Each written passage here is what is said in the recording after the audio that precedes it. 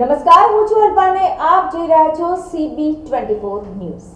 ગુજરાતમાં સૌપ્રથમ વખત સુરતમાં એન્ટી નાર્કોટિક્સ યુનિટની શરૂઆત કરવામાં આવી છે.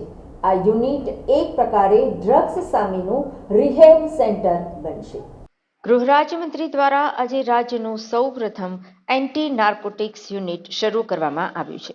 ગુજરાતમાં વધતા ડ્રગ્સનું દૂષણ નોંધપાત્ર રીતે વધી રહ્યું છે. વાસ્તવિકતા એ છે કે રાજ્યના યુવાનો ડ્રગ્સના રવાડે ચડીને પોતાનું જીવન અંધારામાં ધકેલી રહ્યા છે. ડ્રગ્સના અંધકારમાં ધકેલાઈ ચૂકેલા યુવાનો માટે ફરી એક વખત તમામ પ્રકારની કાઉન્સેલિંગ અને સારવાર આપવા માટેની ઝુંબેશ રાજ્યના ગૃહ વિભાગે શરૂ કરી છે. તેના ભાગરૂપે સુરતમાં પહેલી વખત એન્ટી નાર્કોટિક્સ યુનિટ તૈયાર કરવામાં આવ્યું છે. અહીં જે પણ સારવાર લેવા આવશે તે કોઈ પણ વ્યક્તિની માહિતી જાહેર કરવામાં આવશે નહીં. તેમની સામે કોઈ પણ પ્રકારના એક્શન પણ લેવામાં આવશે નહીં. એટલે ડર્યા વગર આ યુનિટનો વધુમાં વધુ લાભ લેવા માટે રાજ્યના ગૃહમંત્રીએ આવાહન કર્યું હતું. રાજ્યમાં સૌપ્રથમ એન્ટી નાર્કોટિક્સ યુનિટની સુરતમાં શરૂઆત કરવામાં આવી છે. ગૃહ રાજ્યમંત્રી હર્ષ સંઘવી અને ભાજપ પ્રદેશ અધ્યક્ષ CR પાટીલના હસ્તે ઉદ્ઘાટન કરવામાં આવ્યું તથા એન્ટી નાર્કોટિક્સ યુનિટ નશાના કારોબારને રોકવાનું અભિયાન ચલાવશે. અહીં નશાના બંધાણીને લત છોડાવવા કવાયત હાથ ધરવામાં આવશે. એન્ટી નાર્કોટિક્સ યુનિટ એક પ્રકારે રિહેબ સેન્ટરનું કામ કરશે. इच्छापुर पुलिस स्टेशन देशમાં પ્રથમ સ્થાન હાસિલ કરવા બદલ ખૂબ ખૂબ શુભકામનાઓ. સુરત શહેર પોલીસ દ્વારા આજે સુરત શહેરના નાગરિકોની શાંતિ અને સલામતી માટે અનેક નવા પ્રકલ્પો એનું લોકાર્પણ કરવામાં આવ્યું છે. ખાસ કરીને હું સુરત શહેર પોલીસ કમિશનર શ્રી અને એમની આખી ટીમને અભિનંદન આપું કે કોઈ સામાજિક અને રાજકીય ભલામણથી પોલીસ સ્ટેશનો ખોલવા બદલે ક્રાઇમ પેટર્નને અભ્યાસ કરીને વધુમાં વધુ ઝડપથી કોઈ બી બનેલ ક્રાઇમ જગ્યાઓ પર એક્શન્સ લઈ શકાય તે માટે ક્રાઇમ બ્રાન્ચનું એક બીજું યુનિટ આજે પાંડેસરા ખાતે શરૂ કરવામાં આવ્યું છે.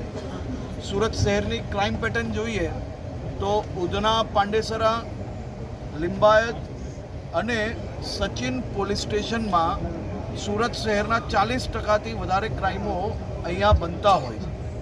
આ વિસ્તારમાં ક્રાઇમ બ્રાન્ચનું એક યુનિટ ચાલુ કરવાના કારણે ક્રાઇમ બ્રાન્ચથી અહીં સુધી પહોંચતા જે 30 મિનિટથી વધારે સમય લાગતો હતો એ સમય હવે ઘટીને 5 થી 10 મિનિટમાં બધા જ એરિયાની સુધી ક્રાઇમ બ્રાન્ચની ટીમ સીધી પહોંચી શકશે.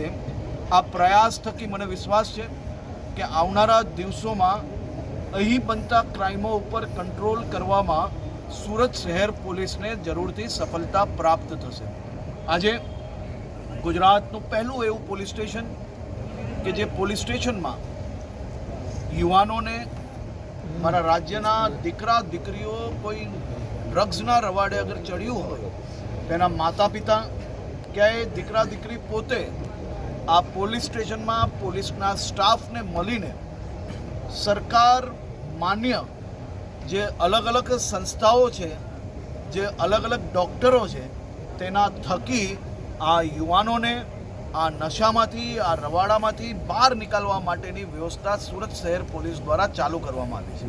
ત્યાં બી અલગ અલગ સ્ટાફોને અપોઇન્ટ કરવામાં આવ્યા છે જે સ્ટાફ દ્વારા આ યુવાનોને મદદ કરવામાં આવશે. અને સાથે સાથે આ પરિવારજનોએ જરા બી ચિંતા કરવાની જરૂર નથી, કારણ કે કોઈ બી પ્રકારના કેસ એમના દીકરા દીકરી ઉપર નહીં કરવામાં આવે અને એમની જે ઓળખ છે એને બી કોઈ બી પ્રકારે જાહેર કરવામાં નહીં આવે એ પ્રકારની વ્યવસ્થાઓ સુરત શહેર પોલીસ દ્વારા કરવામાં આવી છે. હું ફરી એકવાર શહેરના સૌ નાગરિકો વતી સુરત શહેર પોલીસની આખી ટીમને અભિનંદન આપું છું. કયો